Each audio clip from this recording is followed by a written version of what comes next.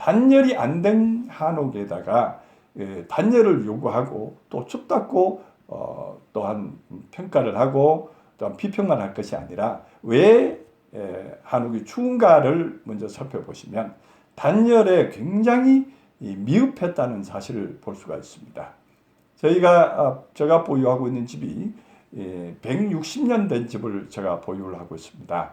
160년 된 집을 제가 10년 전에 해체해가지고 다시 저희 택지로 이전 복원한 적이 있는데 그때 160년 전에 짓던 집들을 제가 한번 봤습니다. 그래서 단열이 얼마나 중요하다는 것을 제가 인식을 했는데 일반적으로 그때 당시에는 재료가 없었습니다. 단열 재료가 없었기 때문에 지붕 위에다가 흙만 많이 올리면은 단열이 되는 줄로 생각을 했던 시대입니다. 그래서 심지어 우리가 석가래가 이제 경사진 부분이 있습니다.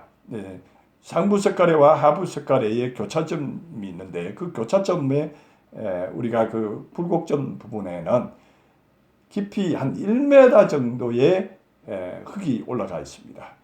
1m 정도의 흙이 올라가 있는데 나머지 다른 옅은 부분, 추녀 부분이나 아니면 석가래 상부 부분에는 흙이 한 30cm 정도 올라가 있었습니다.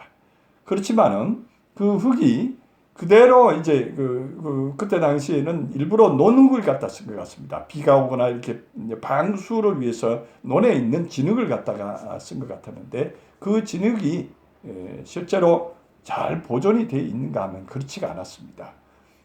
마치 저희가 철거를 할 때는 거북등처럼 갈라져 가지고 완전히 손바닥만한 덩어리들로만 구성이 되어 있었습니다.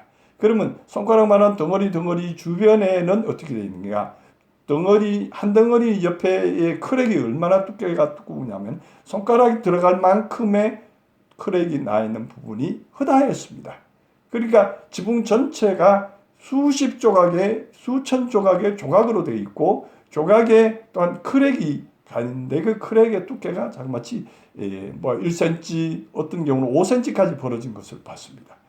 그럼 그것을 믿고 이제 그 밑에 층에서 물론 천정을 했겠지만 그 밑에 층에서 단열이 됐겠거니 생각을 한다는 것은 정말로 오산인 것이죠.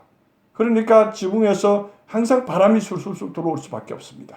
겨울철에 바람이 밑으로 내려오는 것은 당연한 것입니다. 그래서 그 냉기가 밑으로 내려와서 그래서 옛날 한옥에서는 아랫목은 뜨끈해서 아주 덩어리가 될 정도가 되지만 코가 시렵고 머리맡에 물을 놔두면 물이 다 얼었던 적이 한두 번이 아니었을 것입니다. 여러분들 옛날에 사셨던 분들은 다 기억을 하실 겁니다.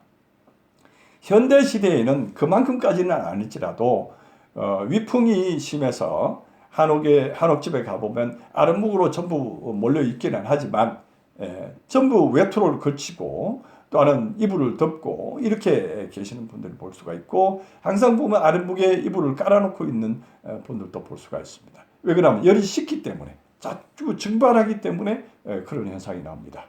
그럼 그런 현상들이 어떻게 해결을 했느냐 하는 것이 저는 그 현장을 보고 그 철거하는 현장에서 단열이 흙으로서는 도저히 단열이 안 된다는 것을 알고 저희가 최초로 시도한 것이 바로 우레탄 폼입니다. 그때 당시에는 요즘같이 이렇게 친환경으로 된 오리지널 우레탄 폼이 없어서 냉장고에 넣는 냉장고 벽에 넣는 그런 우레탄 폼입니다.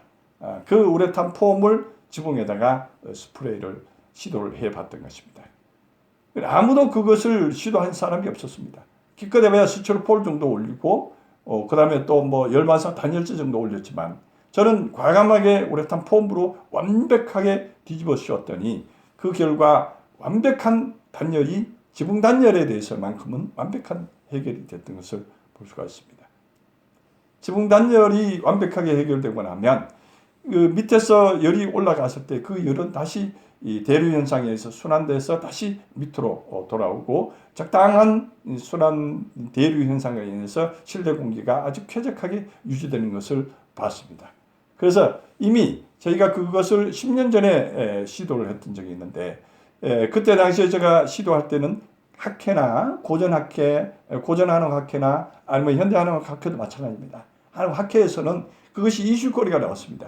과연 저 한옥이 지붕에 저렇게 우레탄 뿌렸는데 거기 밑에 있는 개판이나 석가래가 썩지 않을까?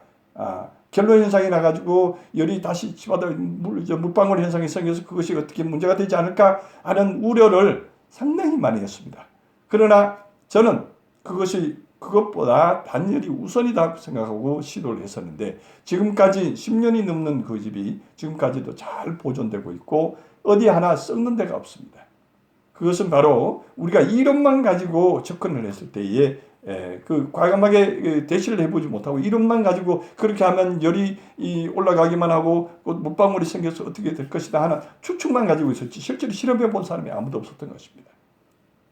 그래서 저희가 시도한 열반사 단열재나 이런 것을 제외하고 우레탄 단열로 시도했던 그 한옥들은 저희가 이제 점점 숫자가 많아지고 100동이 넘어가고 180동이 넘어가니까 이제는 주변에 있는 모든 한옥 업체들이 지붕은 전부 우레탄 단열로 시공을 해야 한다는 아주 공식 스펙이 되고 말았습니다. 그래서 지금 현대에 짓는 한옥들은 거의 다가 단열이 잘 된 한옥으로 지어지고 있습니다. 그렇지만 아직도 목수나 일반 업체들, 옛날에 고정관념에 옛날에 짓던 고전 한옥 측에 있는 한옥 짓는 업체들은 아직도 지붕에다가 단열을 하기는 하는데 열반사 단열재나 이런 걸 사용을 해서 단열하는 것을